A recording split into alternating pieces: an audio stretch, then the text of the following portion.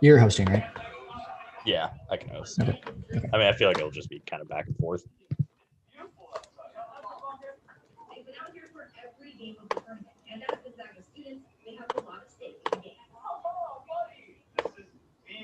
All right. Well, we just witnessed a pretty fantastic game, I would say. Gonzaga knocks off UCLA in overtime of the Final Four, 93-90. And wow, that was an incredible game by both teams. Like, Holy executed cow. almost perfectly on both sides. Yeah, before we get into too much Gonzaga talk, I definitely want to shout out UCLA. They played, dare I say it, one of the best college basketball performances by an underdog we've ever seen. Oh, that was sure. a truly true. They slowed down the tempo. They hit. At one point, they were 14 of 19 on their long twos, and it didn't seem like that percentage really declined, which is like historically good. NBA teams don't do that good. No. Johnny Juzang may have played himself into the NBA top 20 of the draft. Absolutely remarkable performance by Johnny Juzang. That Cody Riley was amazing. Tiger Campbell made Jalen Suggs uncomfortable, which I didn't think he was going to be able to do. He's 5'11" and Suggs is 6'4". But yeah, that's just a historic game to witness, and I'm glad PNW Hoops is out on the right side of it. Yeah, definitely. I really didn't know. You just kept waiting for that Gonzaga run to kick in. I mean, me and you were texting a little bit during the game, and you're like, Gonzaga hasn't made the run, and as the game's going on, I'm like, I just don't know if it's going to happen because, like you said, UCLA, even though the final score ended up being 93-90, UCLA really did their job in controlling the tempo, relatively speaking, to the best of their ability. And they were so efficient. Like you said, they were making shots. Yeah. I was watching it. I was watching Johnny Juzang. I'm like, NBA players don't even shoot this well from long twos like that. Yeah. And it wasn't I'm just getting this up on social media here. But. Oh no, you're good. But it wasn't even just the fact that he's shooting these long twos. He took his matchup so well. You don't see college guys attack a matchup like that. They usually either get timid or they dribble around too much. He was attacking with a plan, and it was really impressive to watch. How well coached is UCLA, man? Like, he had them prepared this whole tournament run. They had a great strategy for each team they played. They were in every game. And it took remarkably clutch efforts from every one of Gonzaga's key contributors. I know Mark Few only played 7 guys like he normally does, but every starter, Gonzaga doesn't win that game with, if one starter's down, they don't win. Every starter was key. Oh, 100%. And I think it's kind of funny because me and my brother have talked about this season, which player on Gonzaga could get hurt and they could still go win a championship. And he had always said Jalen Suggs, and I had disagreed because just in previous tournaments, that's always been Gonzaga's kryptonite, in my opinion, has been the lack of an elite point guard. And I think this game really showed that they wouldn't have won this game without Suggs. Yep. Well, they don't, like I said, they don't win it without this. This game also showed the value of Andrew Nembhard. Yes. I mean, he hit that huge 3-pointer in a game where, I mean, no one on Gonzaga except for Timmy, who's a post player anyway, really shot particularly efficiently, but they were all very timely. Right. And like, this wasn't like Nembhard missed some layups. I thought he forced some shots at times, but ridiculously clutch 3 from the top there. Big baskets from Timmy in overtime. It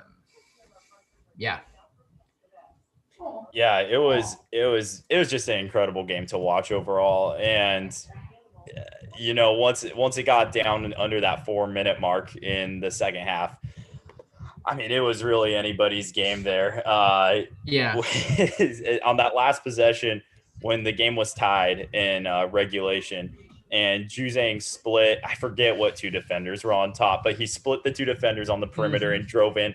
I thought for sure that was going to be a layup at the buzzer. I was like, oh my gosh, this is where it ends. Me too. I told the people I was watching with, I was like, oh, he scored. Like when he split, like it was almost like this, like sinking, like, oh, he's gonna score. I like whispered it to my girlfriend, like, yeah, it's over. Yeah, but how close was that of Timmy with 4 fouls to step up and take a charge like that? And it was close to a block. It really was, but it was the correct call. It was a charge. So there were some really clutch defensive plays. I think of obviously Suggs' block was ridiculous. And then the pass to Timmy to set up that dunk was just an incredible sequence by Suggs. Obviously, somehow only his second biggest play of the game. Somehow. Kispert had a really big deflection to force a key turnover late in the game. Actually, I don't remember if that was in regulation or overtime, but it was when UCLA was on a bit of a spurt. It all runs together. It does. And Ayayi was money throughout the whole game. I take back what I said earlier about someone not having an efficient game. Ayayi was really, really, really efficient. Yeah, Ayayi was really efficient, especially to start out the game because Gonzaga wasn't in a comfortable rhythm necessarily for the first 8 minutes of the game. And Ayayi really kept them afloat during that time. Absolutely. And what I thought, going back to just heaping the compliments on UCLA, because how could you not, despite us being more of a Gonzaga-focused group for this, UCLA dictated the tempo the whole game. And I really was impressed with Gonzaga's ability to execute in the half court. Because there were some big transition plays, but Gonzaga actually missed a few shots in transition. UCLA got back really well in transition. Gonzaga had to execute in the half court to win the game, and they did. I think of a really big UCLA took a 4-point lead, and within 10 seconds, Ayayi got a cut to the rim for a layup, and that proved to be really big because in the tournament, these crazy things happen, and you just never know. Well, that's the thing is that it's not like in the NBA, I mean, which is cliche to say, but it's one game. And especially a team like UCLA, I just couldn't believe how on fire they were in just their ISO ball situations.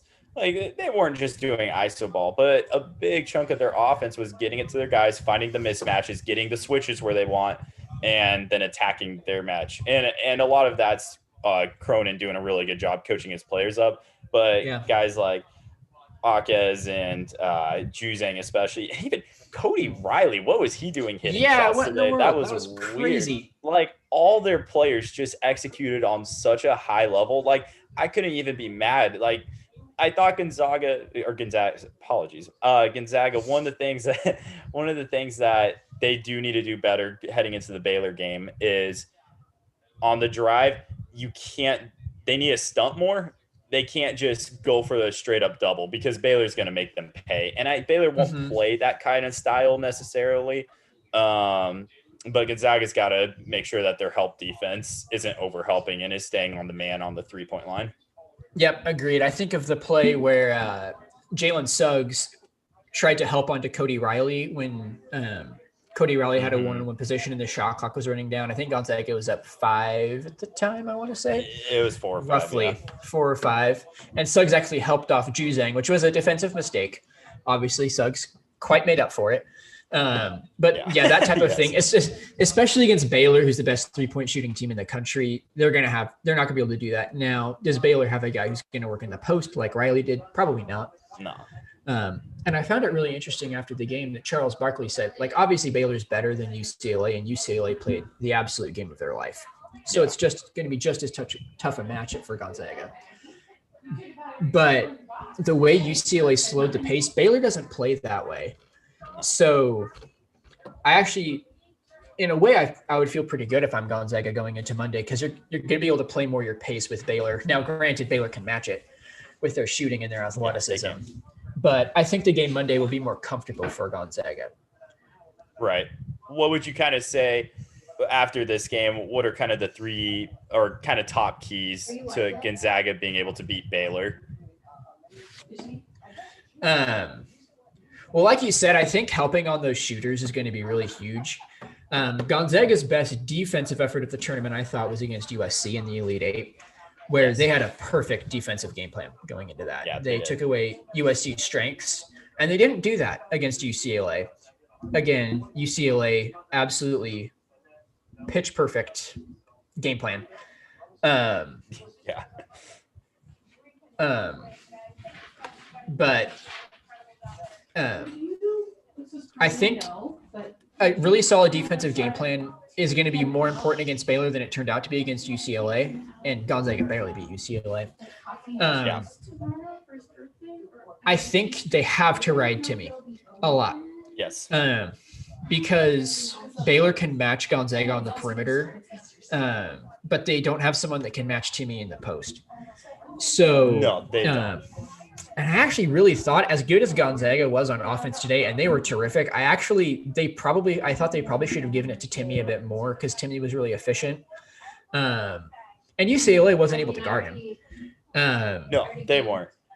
Gonzaga did a good job too, switching him in overtime, getting him on smaller guys as well, not having Riley on him necessarily.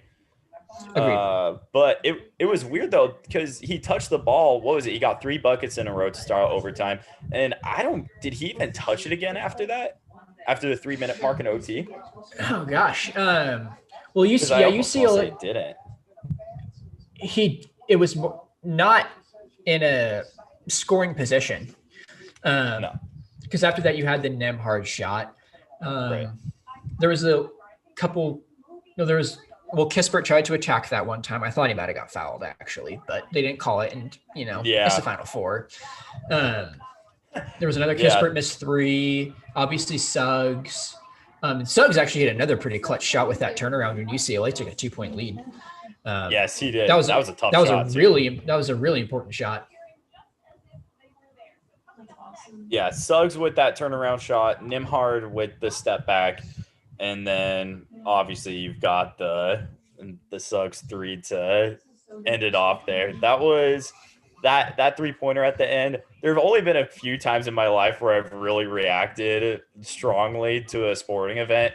The 2 Damian Lillard game winners stand off the top. And then that one would be right up there as well. But it was more because even how the game played out, it was such an intense, well-played game. Like, it just really you really captivated in. Yeah. And, I mean, it was a tie game. So if Suggs misses, it goes to double overtime, and Gonzaga still has a great chance to win. Also, kudos to Drew Timme for playing the last 5 minutes and overtime with 4 fouls and staying in the game.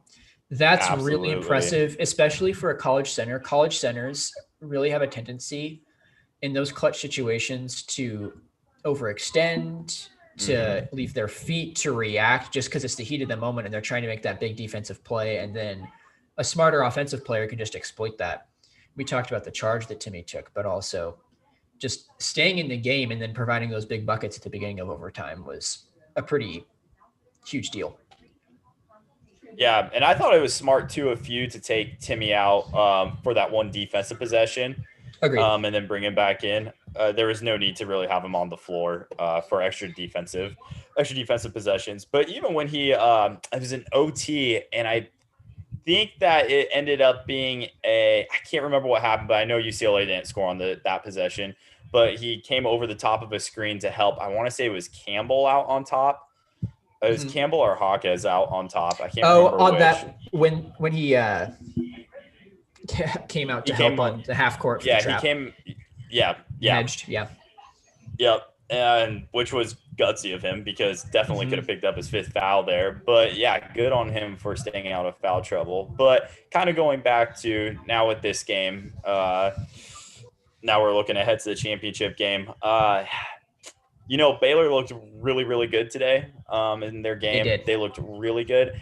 I do think some of that was a bit of a matchup deficiency for Houston. Yes, totally agree. And I think that they definitely all due respect to Baylor because they're a very good team, but I definitely think some of that had to do with just a total mismatch on Houston's part. Yeah, totally. I think one key for Gonzaga going into the Baylor game, another one that I thought of kind of going back to that discussion is, it's really easy for even a team as good as Gonzaga is when you have a really, really big, like a historic ending like that to turn around mentally and be engaged for the next game. And they are going to be playing a heck of a team in Baylor.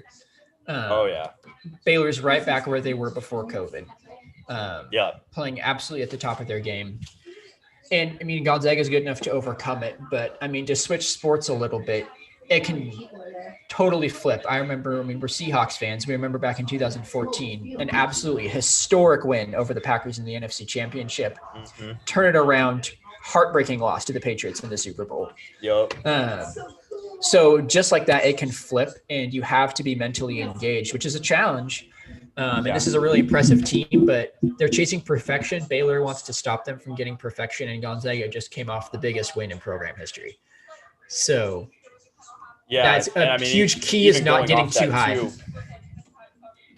Yeah, for sure. And going off that too, and for the Seahawks, for instance, they had 2 weeks between the NFC Championship and the Super Bowl, whereas Gonzaga is going to have to do this in 2 days, 48 hours, less than that now. So it is a big height to come back down from. I do like that they've got Kispert, who's been in the tournament before. They've got a guy who's been in the tournament before. It's not like they don't have veteran leadership there. So I feel pretty confident that they'll be able to turn around. I mean, it's the championship game. I mean, I would have to assume that you're going to still be playing your best, even after a game like this, not to let your guard down, because now you're playing for what your ultimate goal all year has been. So, and just kind of, sorry, go ahead. Just kind of going back into the Baylor Gonzaga matchup specifically. I think as long as Gonzaga doesn't get way outshot from the 3-point line, they can't lose the 3-point battle. Let's say 10 or 11 threes to Baylor, and Gonzaga only has 4 or 5. They're going to have to keep it closer than that, because Baylor's a really good ISO team too. Between Mitchell, Maceo Teague, and Jared Butler, they've got 3 guys who can really slash for the basket. And that's not even including Myers or Flatter off the bench. So I think one thing that would be good for Gonzaga is in the first 10 minutes of the game, figure out who's hitting their shots for Baylor, whether it's Butler, Teague, or Mitchell. Figure out who's hitting from the outside, and then move Suggs onto that person. Because as good as Johnny Juzang was, and Gonzaga didn't really fully have an answer for him, partly because he was just hitting some ridiculous shots, but there were times in overtime. And his height. Yeah.